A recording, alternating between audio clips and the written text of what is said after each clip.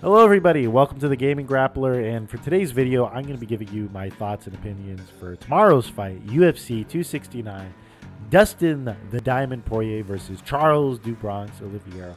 Yes, I got those names out of order. No, I don't care because I'm pretty sure that Dustin's going to win, but that's just my opinion. Before I even get into the card, I just want to go on a little bit of a rant and a little bit of a tangent about something that has been bothering me a long time about the UFC and their pay-per-views. They are too expensive for the average and casual fan to take part in. Almost everybody I know ends up pirating them because the price is just too high. And it's a problem. Not necessarily the piracy, but the fact that the cost of the card is just too much. Now, I get that the mentality is that Dana White just expects you to buy the card and invite all your friends over to watch the card, and that's why he prices them so high. But the reality of the situation is that MMA is, for better or for worse, a niche sport. And one of the problems with that is that a good majority of my close friends and acquaintances have no interest in watching it. A lot of girls, for example, just find a lot of the gore that happens, like when Chris Weidman broke his leg, like they can't watch that. This is just in my own experience. Like they have a hard time getting into the sport, except the ones that love the violence. They're a special breed of crazy. But just moving on from that, again, it's a hard mass appeal for some people, and the fact that there is a price tag in front of it is stopping a lot of people from getting interested in the sport. Now, I know some guys from jiu-jitsu and they all watch the pay-per-views, but this is your hardcore audience that is just always going to be there. It's almost a non-argument. And if you really want to get that casual audience, the casual audience is only going to be shelling out money for pay-per-views when somebody like Conor McGregor or Israel Adesanya is fighting. They're not going to watch it for your average pay-per-view with a belt on the line. And this is just a reality of the situation. That the price tag has to drop. I think more people would buy a UFC pay-per-view if it cost maybe half as much as it does. Maybe if it was $30 or $20, people would buy them more. But you know, it's just ridiculous. It's ridiculous. It's an Xbox game. It's a PlayStation game. It's too much, and it's stopping the sport from growing. But moving on to my out of tangent rant, let me just get into the prelims and give you my thoughts on it. I'm only going to be talking about a few fights in the prelims. For starters, Bambam Tuavasa versus Augusta Sakai. I'm a big fan of Bambam Tuavasa. He's one of my favorite fighters on the roster. His last fight was with Dan, the Prince of War Hardy, and he knocked him out. He knocked him the hell out. Tuavasa has a lot of power, and he's a fantastic striker. And the only downside of the fight is he's going to do those shoeies. I know a lot of people are big fans of the shoeies, but it just grosses me out. I just can't. I can't stand watching that. It's getting like out of control now. You've got like celebrities giving you their expensive Jordans to drink out of. But I don't know. Maybe there's something satisfying about knocking somebody the fuck out and then shotgunning a beer out of some celebrity's expensive $2,000 Michael Jordans. But aside from that, again, how do I see the fight going? I think Bam Bam's going to get it done. He's going to knock Augusta the Sakai the fuck out, and he's going to win the fight. And for the next fight, we're going to be talking about Pedro Muniz versus Dominic Cruz. And you got to give it to Dominic Cruz. The guy does not give a shit, even though he's a former champion, being stuck on the prelims. Now, I don't think he's going to win, and it's not because of any fault of his own, but just the reality of his career. And I don't think he's a bad fighter, and I don't think he's done anything wrong, but the guy has been riddled with injuries for a long time now, and it's preventing him from staying active and fighting. He's blown out both of his ankles at one point, and it's prevented him from fighting and from training. And one of the downsides about not being able to fight is just the reality that you're not only going to get out of shape, you're going to get out of touch with the current meta of the MMA game. I'll give you an example of that. When Conor McGregor took a long break from MMA because he got involved into boxing, he fought Dustin Poirier after that. And one of the problems with that fight, and one of the reasons why he lost, was because Dustin calf kicked him to death. While Conor was gone, the calf kick became a prominent aspect of the sport, and he wasn't ready for that adaptation. He had no time to prepare for it. And stuff like that is what's going to kill you. I think Dominic has been keeping, for the most part, up to date with all his skills. But again, all that ring rust, just not being there for so long, I don't know. I think he may be able to get like near the top 5, but I I think those guys are just going to get him. It's just the reality situation. Those guys in the bantamweight division, like those top 5 are killers. You got psychopaths like Petr Yan, who just destroys people. Corey Sandhagen. Aljo, even though everybody gives Aljo a lot of shit, the guy is really good on the ground. He's a problem. You know, you got to keep that in mind. So now we're going to get right into the main card. I'm give you some of my thoughts on some of these fights. You have Raulian Pava. I think he's Brazilian. I think my jiu-jitsu coach is going to choke me the fuck out if he ever watches this videos and see me butchering his language. That's what's going to happen. But you got Raulian Pava versus Sean O'Malley, Sugar Sean O'Malley. And Sean O'Malley has been hyped to death from here and back. You see him promoted all the time. You know, I watch his YouTube channel. He's got a very good YouTube channel. He's highly entertaining as a host. But it's time to nut up or shut up.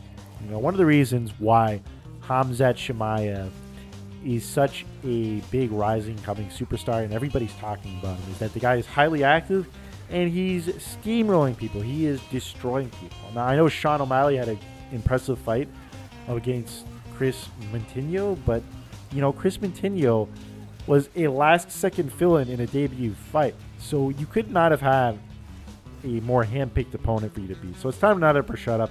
Sean's got to deliver a dominant and overwhelming performance, and he's got to stay active. And that's all we really need to see with him in this fight. Now we have Kai Franz versus Cody Garbrand. Cody no love Garbrand. And this is the first time that Cody Garbrand is fighting in the flyweight division. I think it's because that he's been on a bit of a losing streak right now.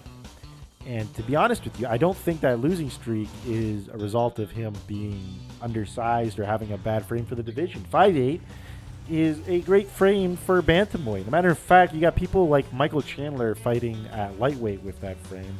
And it's not that big of a problem. I don't think that he's losing because he has a power problem. I think he's losing because he's not keeping up to date with the game. And he's making bad fight IQ decisions. And there was a fight where he fought against Pedro Muniz. And he just went berserk and tried to knock him out, and he walked into a hook. Again, that's not a problem. The problem here is his mentality. And he's got to go back to fundamentals and basics. So I don't think dropping down to flyweight is going to give him that much of an advantage. I think Kai Franz is a really talented fighter and a good power puncher. And you got to keep in mind that despite the fact that these flyweights are smaller, they also move around the cage like they're Spider-Man. They fly around like they're crazy. It's going to be a problem. He's not going to have an easy time there, and that's my honest opinion of it. I'm going to jump right into the co-main because I'm not too interested in Jeff Neal's fight. You've got Amanda Nunes versus Juliana Pena. I think I actually pronounced that right. Or is it Juliana Pena? I think she's Brazilian. But I think that what's going to happen is that Amanda Nunes is going to gore her to death, and it's just going to be another Amanda Nunes fight. I've seen nothing from Pena that suggests that she's going to beat her. And Amanda Nunes has made like every fight look completely uncompetitive and like a bloodbath. I don't know what else there is to say of the match. Amanda's gonna win. That's all there is to say. I've seen nothing to prove otherwise. Now we have the main event: Charles do Bronx Oliveira versus Dustin the Diamond Poirier. And this fight, you know, despite the fact that I think Dustin's gonna win, it's closer on paper than you would think. I think people don't give Charles Oliveira the credit that he deserves. But one of the things that good old Charlie Olives has going for them is that he is one of the best jiu-jitsu practitioners on the floor. He's a problem there. He's scary there. He's slippery. In his fight with Kevin Lee, he was shooting every single submission that you could possibly think of. He was switching between guillotines, omoplatas. He tried to armbar him at certain points. And it's kind of scary when you get a guy like that on the floor. And then you saw in the Michael Chandler fight, nobody expected Charlie Olives to knock out Michael Chandler. If you expected Charlie Olives to win the fight, you didn't expect him by knockout. So the guy is scarier in stand-up than people give him credit for. Now, the reason why I think Dustin Poirier is going to win is that, you know what they say, pressure creates diamonds, and Dustin is tried and tested under high-pressure situations. We know that he has been through several wars in his career. He's had a war with Justin Gaethje. He's had a war with Max Holloway. He's had a war with our good old Kiwi, Dan Hooker. And he comes out on top of those wars. And there's a certain mentality, a certain ability to wade through adversity that is scary. And you got to keep in mind that Dustin Poirier is a very well-rounded fighter. I don't think his jiu-jitsu is enough to compete with Charlie Olives, but I think that he can keep the fight standing. And his ground game is no slouch. In his last fight against Conor McGregor, Dustin mauled Conor much more savagely than Khabib did. I'm not saying Dustin is better than Khabib on the ground. I'm just saying that it's getting better, significantly better, and he's starting to like tear guys apart with that. His ground game is not to be underestimated. He's very well-rounded, and I think this fight is going to be a classic example of everybody's got a plan until you get punched in the face. And Dustin he's a power puncher. He finished Justin Gaethje. You know how hard it is to finish Justin Gaethje in a fight? I mean, for that alone, I think that Dustin's going to win. But I wouldn't be surprised if anybody was going to knee bar somebody or pull off a crazy submission. Charles, he's a tricky motherfucker. You got to look out for the guy. But other than that, that's my thoughts on the card. Have a good one, everybody. I'll be talking about it tomorrow if I have the time. I'll probably have another follow-up video for this. Other than that, please like, comment, and subscribe so I can make more content. I make gaming content on the side if you haven't noticed. I have a really good video out there where I talk about why the 6th generation of consoles was the greatest generation of consoles. You guys should check it out sometime. It's one of my favorite videos I've ever made. I also talked about how Metroid Other M was a colossal pile of shit. But other than that, I make UFC content and I make gaming content. Other than that, have a good one, everybody.